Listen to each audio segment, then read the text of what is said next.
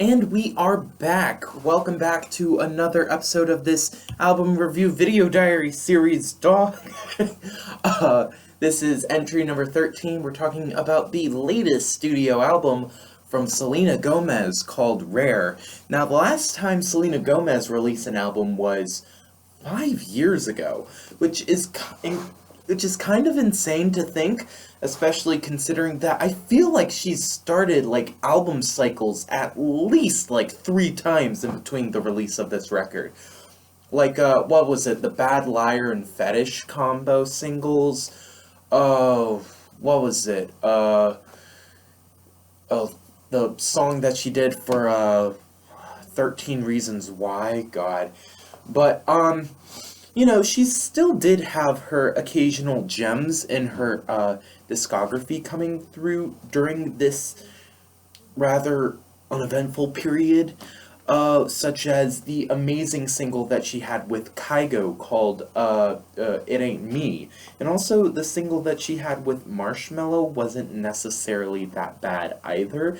I think Selena's contributions stick out a lot better than Marshmello's personally. But I feel like she's trying to take all of these like things and make them into like type beats for a lot of this. Like a lot of songs on here feel very reminiscent of Bad Liar, like especially the title track Rare. But that's not to say that this is necessarily a bad record. I actually enjoyed this record a fair bit, especially the first couple of songs. What was it? From Dance Again to Ring. Like those 4 songs I think really stuck the landing. Like I mean sure, 2 of them were singles that were released before the project, but I feel like they have a sense of momentum to them and also a sense of like narrative sort of progression in a sense. And also with the song Dance Again, I can't resist a meaty bass like that. A meaty bass synth line like that is just stellar. I think it kind of trails off for a bit. There are occasionally some like things that stick out. Uh what was it? I mean the song Fun sounds almost like something that Carly Rae Jepsen would write if she had just a few, I don't know, a few more people on her team, I think. And I feel like this record definitely comes off more as a pop, like, it doesn't, like, follow into the trends of trying to do, like, oh, we're gonna incorporate trap elements into these pop structures. And, it's definitely something more conventional, I will say. Also, the closing track with Kid Cudi is actually, I think, a really good song. I'm not sure if I would say it's a good closer, but then again, I don't think any of these songs really fit the idea of a closing track necessarily. And so, again, I think this is more just a collection of singles more than anything else. Whether, I'm not sure if they'll have like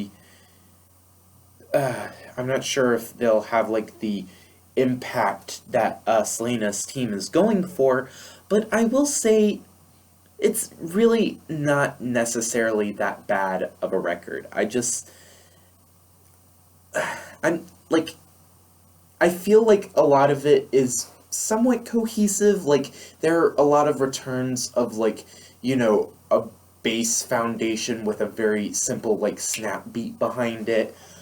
Um, but yeah, Selena herself, I think she's realized her capabilities as a performer other than on the song Crowded Room with Black.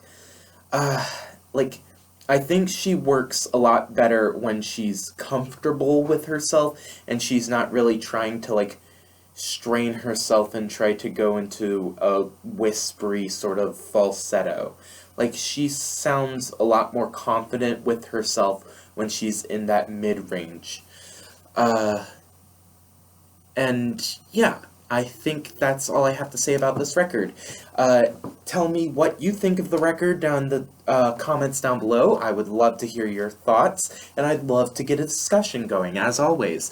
And also, if you want to join me on this crazy journey, I'll have listening to an album a day. I'll be leaving the schedule for the next week down in the description, and if you want, you can like and subscribe. But, yeah, other than that, this has been Pardon the Memes, and I'll see you tomorrow.